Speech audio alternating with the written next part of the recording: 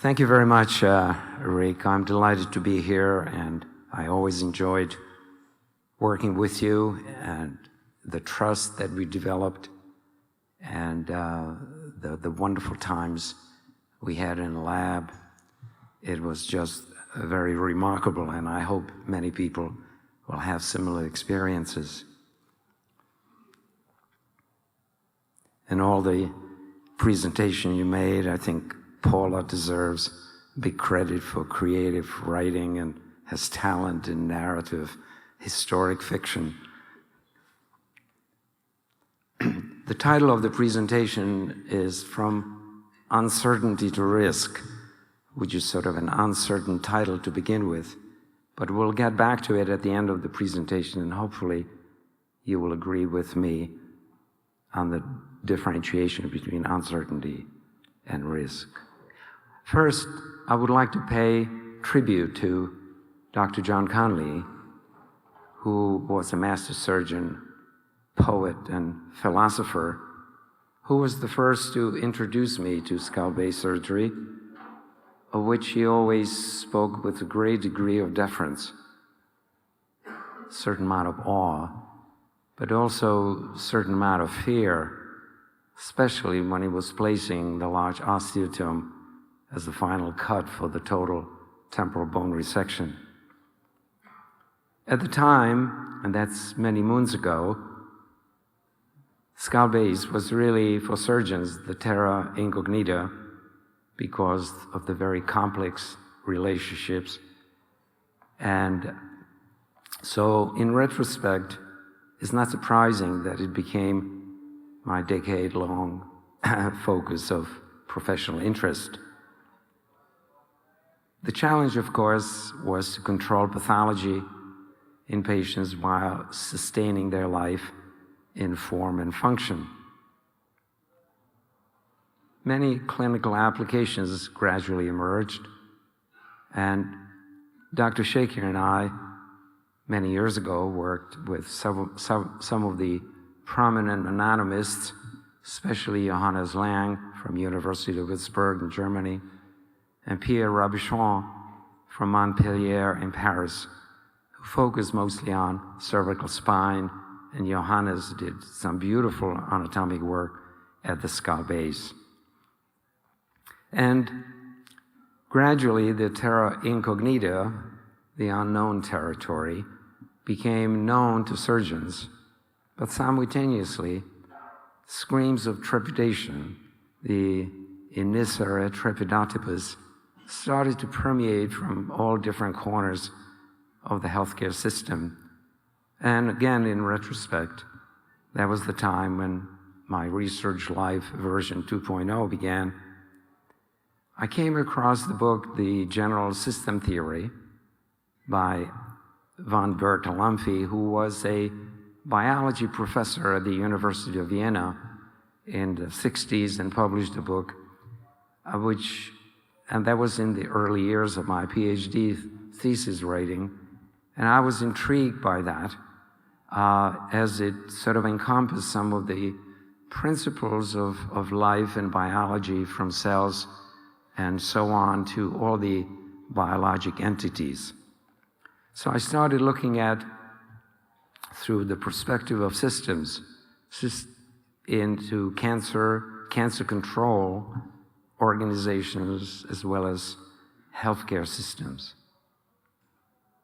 The key messages for today and tomorrow, I will try to cover in a very abbreviated format. We'll look at healthcare and health as I differentiate those two entities from a 10-year perspective. We'll look at systems and the complexity of systems. We'll look at a common denominator for problem solutions. We'll look at change, processing, and perception, again, differentiating those two. We'll look at uncertainty at risk, making a big differentiation. And we'll look at the sequence of converting data through the steps of information into actual knowledge. And then, of course, the cascade of the choices and the connection, the tight connection which you need to have for any learning is decision and consequences, and then the limits of predictions. At first, when I received the invitation and I read the title and the theme of your presentation, I was a little surprised. Rapid evolution of healthcare ecosystem, because skull-based society has been always very clinically oriented. So I started thinking about it, and I realized that the stormy weather of the ecosystem must be really influencing and interfering with your daily practice and value creation. It was a very timely and consequential topic, I must say, as the many reports, for example, from JAMA indicate that 25% of healthcare spending is wasted through organizational complexity, overpricing, and so on. And the National Academy of Medicine in October, those are all very recent reports, said that 50% of doctors and nurses experience burnout, and that suicide rate among doctors is twice the general population. And of course, depression, and again from JAMA, leads to 62% increase for subsequent medical errors.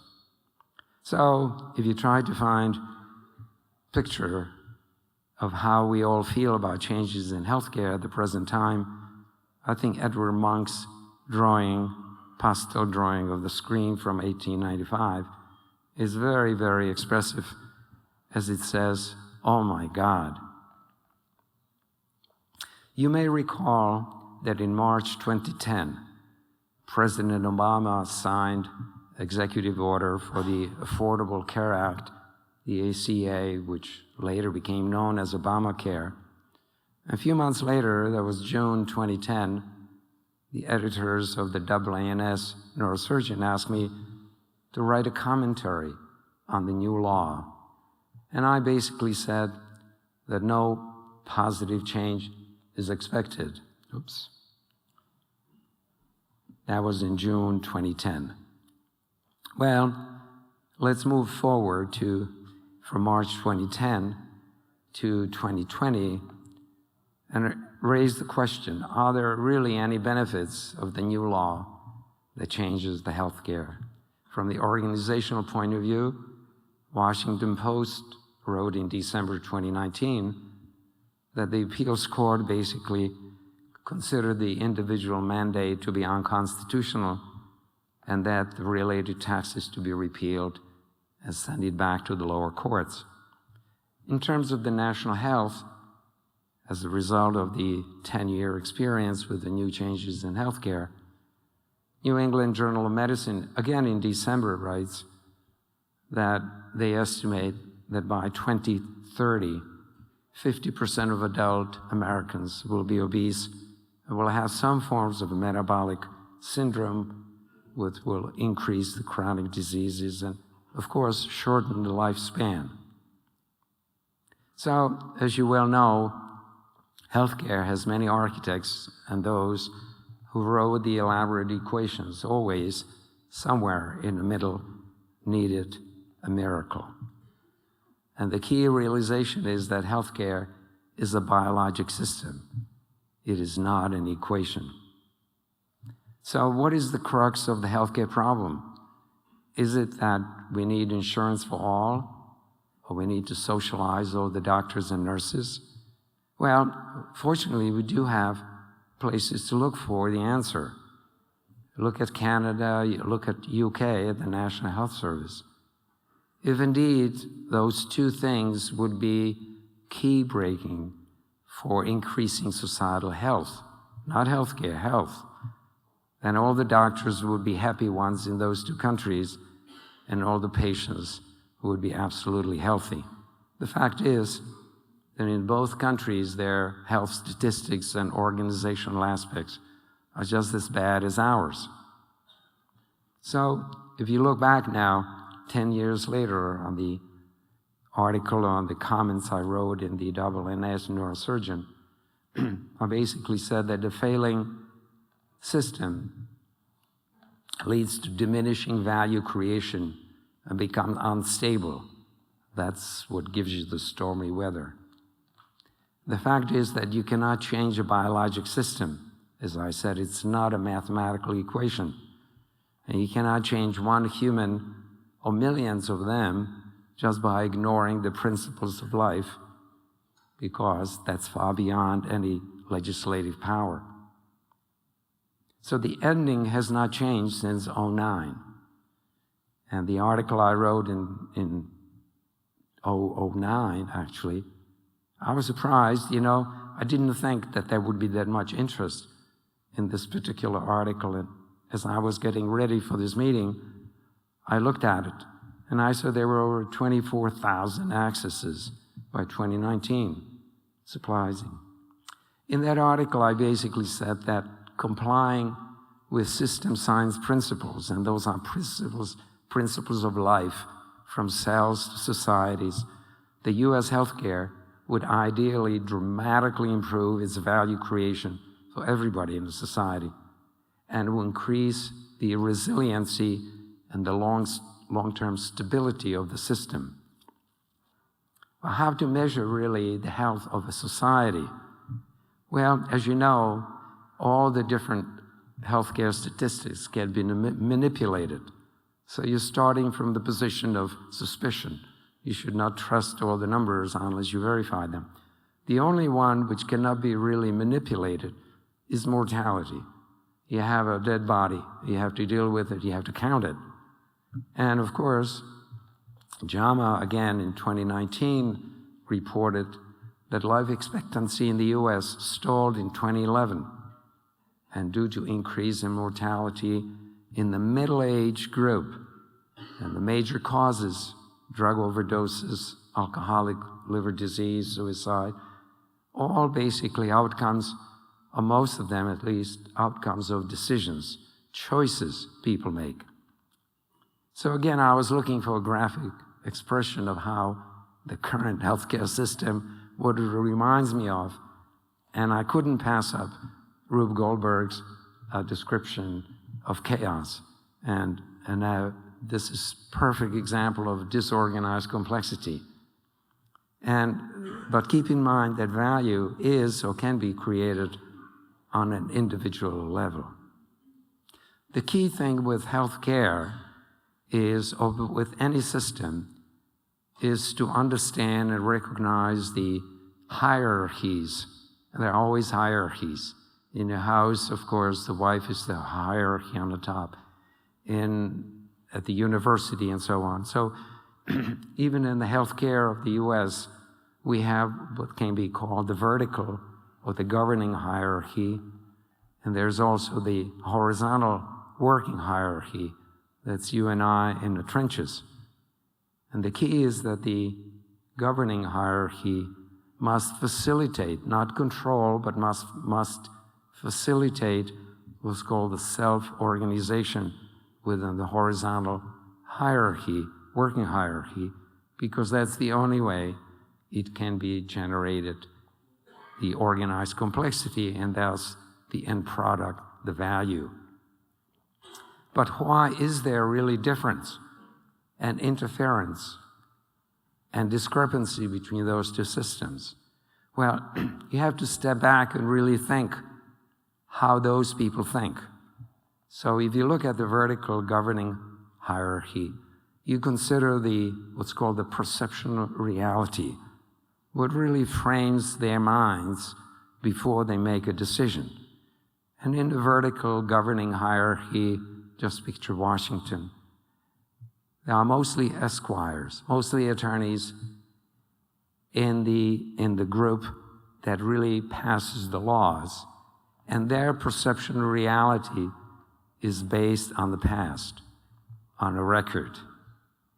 In contradistinction to us working in the horizontal hierarchy, mostly doctors, nurses, our perception of reality is derived from now and tomorrow, real time, accurate, acute, evolving, full of uncertainty, and often without an option to create a concurrent record. If you want to sort of retain an image of what self-organization is all about, Just look at the murmurations of starlings. If you want to know what complexity is, and there is either organized complexity or disorganized complexity, the important thing is that the organized complexity is where the risk, and we'll get back to the title, risk dominates, versus disorganized complexity has mostly uncertainty. The way to remember that is with music. Organized complexity is Beethoven. Disorganized complexity is cacophony of your 2-year-old screaming. So are we facing problems, too many of them, without any solutions? I think it's not that we don't see the forest for the trees. It is that we don't see the tree, the common denominator within the forest. And that's the unit of change. And any negotiators know that with any opposing parties, you have to come up to the level of a common denominator, regardless how far back you have to go, before you can start building trust and solutions going forward. So I ask myself the question, what is the common denominator to solve the problem in the healthcare, with the health of the society? And I had to go really back, all the way back to common denominator that we can all agree on, that life is good and its principles are valid. The specifics, however, depend on language, the language of our internal dialogue, the language of our dreams, and the rules that the language imposes. Is your language mathematics? Is your language just words, musical notes? Because they frame your thoughts, and by framing them, they discard everything else. So why don't we see what the others see? It is not the processing of the digital input, for example. That's the same for everybody. Everybody has eye, optic nerve, and so on. It is the perception, the cognitive understanding that differs for most of us. A simple sequence of change once encountered. Its senses and the processing begins, but also as data, or only as data. Polarity changes within the nerves. And then it hits the perception, the existing perception reality may identify patterns, and we'll get to that in a minute, that eventually that could lead to meaning. So from data to patterns to meaning should be the sequence. But at every point, there are potential problems. With the speed of transmission, and that's true for data as well as for cellular multiplication, there's always an optimal range of functioning, of transmission, signals of cells. If you go over the range, you enter the zone of chaos, undifferentiation. Think of cancer. If you go under the range, you enter the zone of entropy, degeneration. Think of Alzheimer. The optimized perception has some key players that need to be protected. It is the hippocampus for memory and the prefrontal cortex for the decisions. And of course, hypothalamus for growth, development, reproduction, and metabolism. The decision lifestyle, the sign language of the epigenome changes that with our decisions and alters the hippocampus.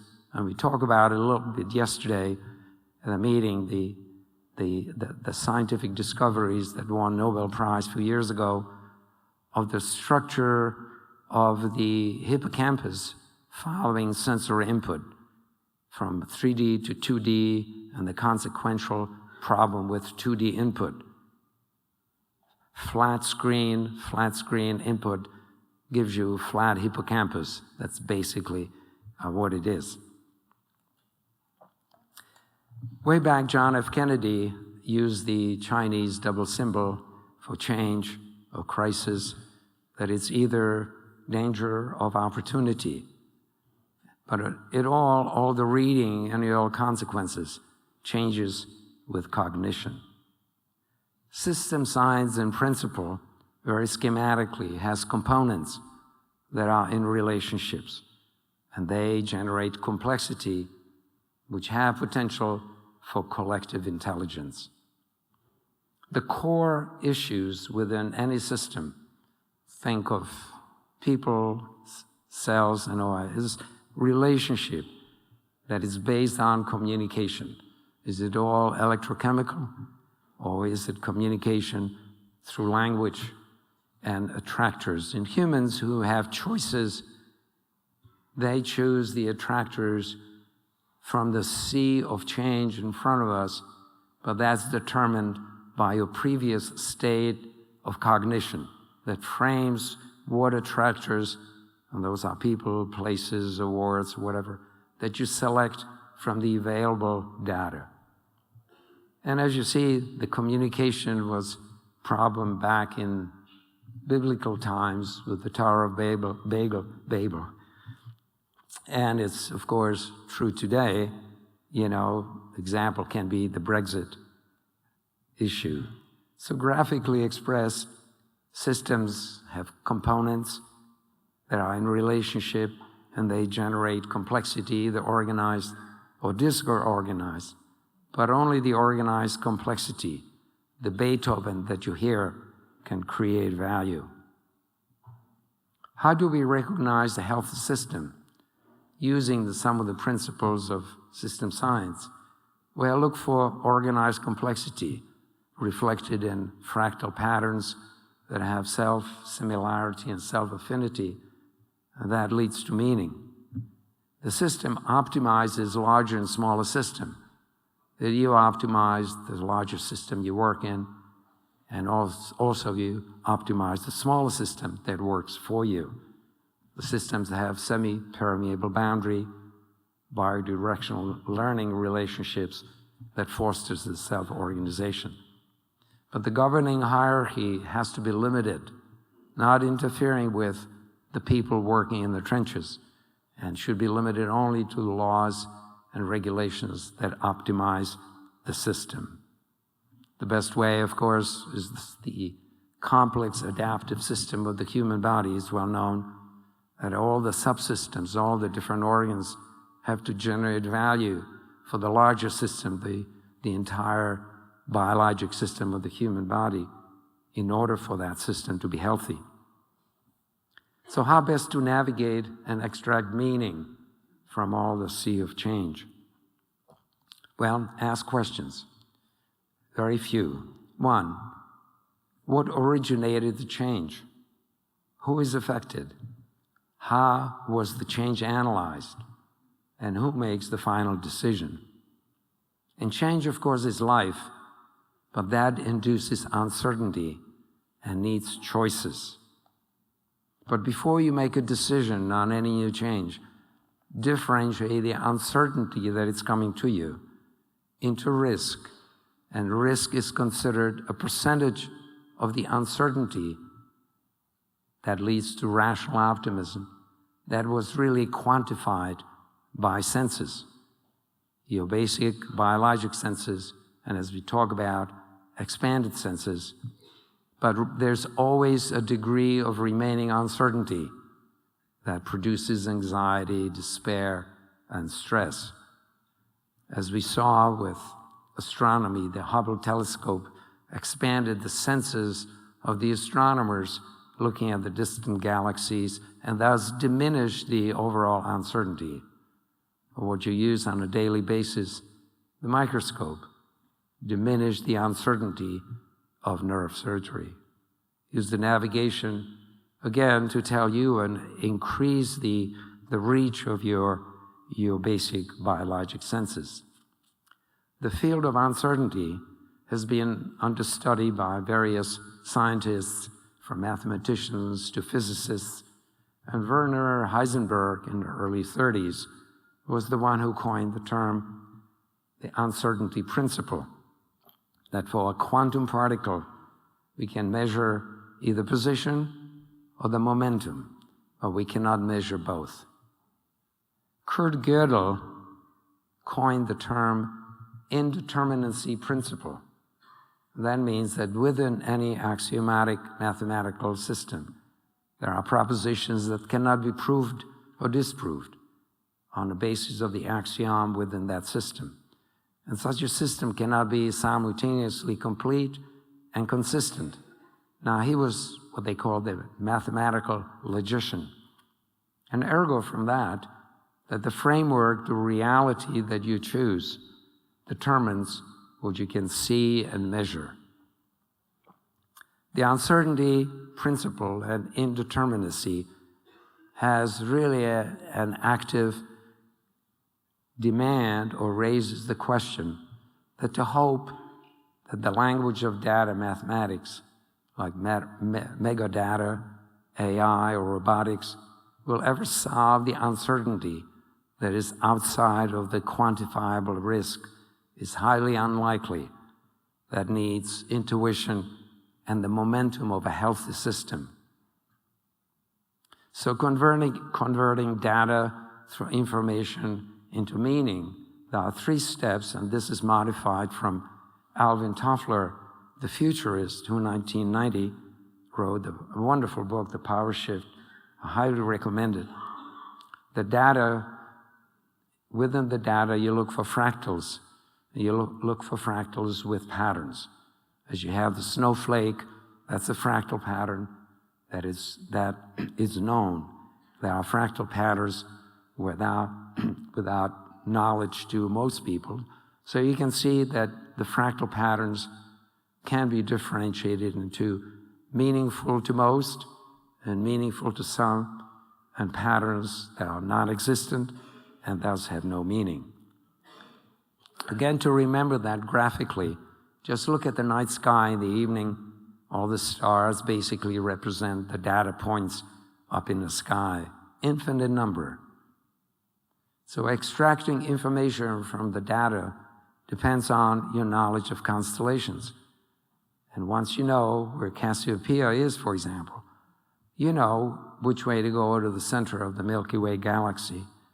But also, then you can go and find Polaris, which is the knowledge extracted from all the millions of data, the stars.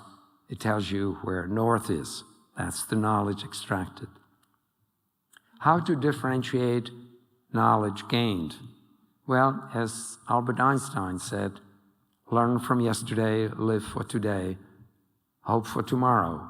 The important thing is not to stop questioning. So ask again questions, what to accept and what to ignore. Make sure you treasure wisdom, the historic proven paradigms, and stay inspired with the energy awaiting your transformation. So the first one, what to accept. I think Buddha, 500 BC, said it probably the best. Believe nothing, no matter where you read it or who has said it, not even if I have said it, unless it agrees with your own reason, your own common sense. That means basically differentiate facts from narratives, from opinions. An example, the famed progression-free survival, which is frequently quoted, it is analogous to a 5K race where you declare the winner at 3K mark. Gives you an illusion of certainty what will happen at the 5K end, but there is no certainty. Similarly, and just reported about a month ago, the life expectancy, as I mentioned, was declared that it was hitting a plateau 2011, and that was on the basis of a study spanning 50 years. Here, I guess they had to really go and come up with some positive statistic. So they really manipulated and massaged the numbers just for 1 year, from 17 to 18, and found that there's potentially a 1 month benefit or increase in 1 year. But is it really noteworthy for societal lifespan? The second paradigm, treasure wisdom, the proven historic paradigm. For example, cancer margins the boundaries of the tumor is what counts. The biology dominates technology. The main purpose of treatment is the control of the disease, is not to avoid skin incision. Inoperability is determined by the risk to the patient's loss of identity. And dead space is indeed deadly. And brain is displaceable but not compressible. Averages are dead. There's no average patient. And it is usually the second error that kills, mostly, not the first. The paradigms, the treasure, the wisdom, the predictions have, of course, boundaries. And it all depends what you're looking at and what you choose to measure it with. If you look at hurricane weather, stormy weather, it is very highly turbulent and non-linear change. If you use linear predictions, however, the accuracy is only for about 3 days. Human decisions is less turbulent, but also non-linear change. So if you measure it with linearity, the accuracy can extend only for several years. George Orwell, in his famed book, 1984, that was published in 1949, basically said that people hate oppression by dictators who censor input. And I think he extrapolated the linearity of World War II experience into the future. And indeed, we had the great purges of the Stalin, the Soviet era. But 89 came, and it was only a few years after his prediction of 84, the Berlin Wall came down. Aldous Huxley, who actually preceded with his book in 1932, The Brave New World, came up with a better way of looking at human decisions, which are nonlinear, but measure them by observing the consequences. He basically said that people will actually come to love, not hate, their oppression by technologies that undo, however, their capacities to think by offering them uncensored input. And if you look at the picture with the baby with the iPhone, she's probably thinking, how to Google, what to Google. Just look at these numbers. The apps downloaded 115 billion. You can download almost exponential number of various informational inputs, apps or data or whatever. But can you really perceive, can you make sense out of it when your human cognition threshold is only about 120 bits per second? And that's the speed of a normal human conversation. The third paradigm, stay inspired, is best expressed by William Blake in Auguries of Innocence. To see a world in a grain of sand and a heaven in a wildflower. Hold infinity in the palm of your hand and eternity in an hour. So the failing health of a society is really significant because it has many symptoms, but I think has only a single etiology, and that's the breakdown of feedback loops, separating decisions from consequences. And that means there's no positive learning, and errors will remain errors until you learn from them. The sequence, similar to what I presented a minute ago, but this time without learning. The processing is different within your CNS. It goes through the reward pathway that alters the 3D hippocampus. It converts into sort of a chaotic, usually two-dimensional. And if you add to it the aberrant dopamine production, which interferes with your synaptic memory and consolidation system. And on top of that, if you have a dysexecutive prefrontal cortex syndrome from lack of sleep, alcohol, intoxication, the outcome is basically a selection of non-optimizing unhealthy decisions through the sensory attractors, but this time of power or despair, not health. So how did that happen? How has the society decided to privatize decisions, but socialize consequences. Well, such a system that has as privatizing decisions, but socializing consequences, such a system will never really become healthy. As a system, you can have more of it, but it doesn't give you societal health. That's regardless of the amount of care. The other interesting thing is that it creates deferring of consequences very much downstream. And as you know, healthcare has a very much a downstream focus, but ideology is always upstream. So it is the illusion of the vertical hierarchy, the governing hierarchy, that you can legislate life or health downstream, but in the process, everything suffers. Let's look at the decision and consequences time frame. The decisions and your epigenome changes are basically synchronous. The epigenome changes almost as you make the decisions. But the changes from the epigenome to morphology are metachronous. Let's look at this chart. The blue line is basically the tobacco use in the US, and the red is the lung cancer deaths in the US. And you see that the trend is pretty much symmetrical, but it's offset by 26 years. On the other hand, if you have a serious health problem due to some environmental issues like lead poisoning and all that, it takes about 20 plus years before you can get rid of the lead in a gasoline or lead paint in a house to reach more healthy blood levels. So going forward, some system science guidelines, if I may: protect, first and foremost, your cognition.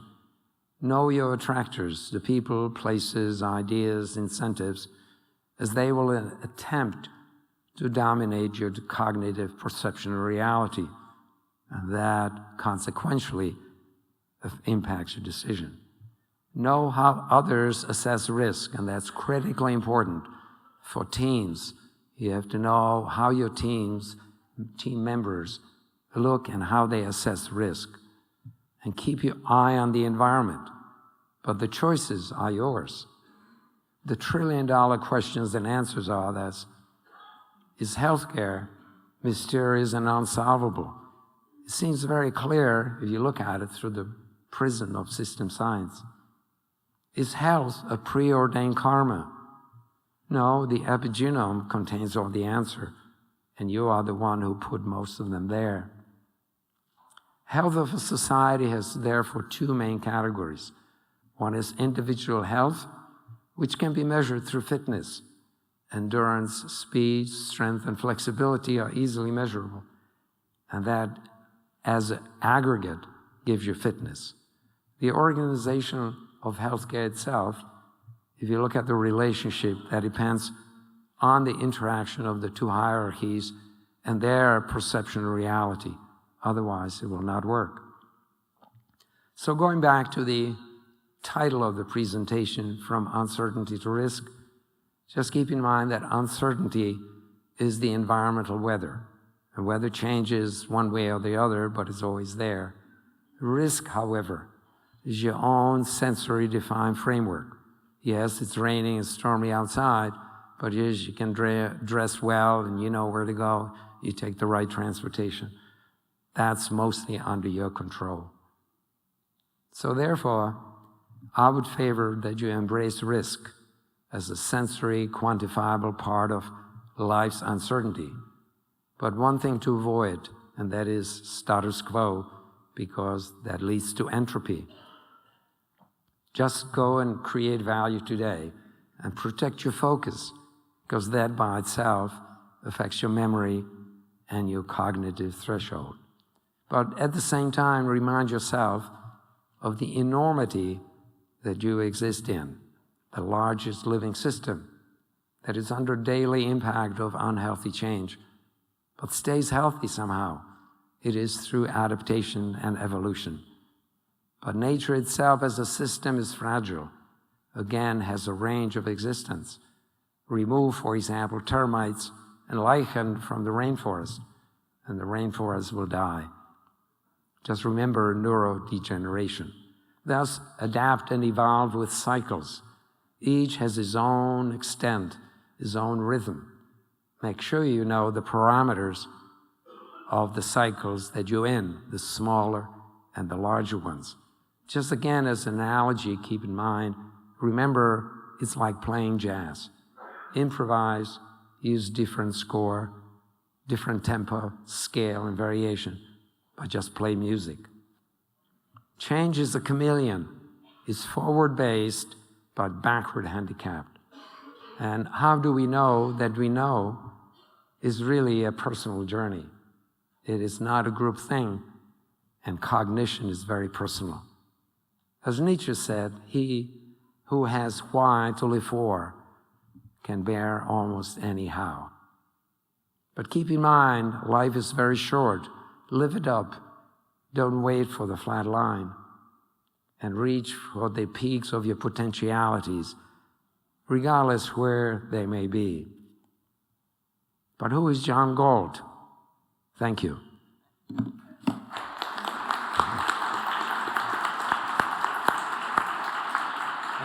you.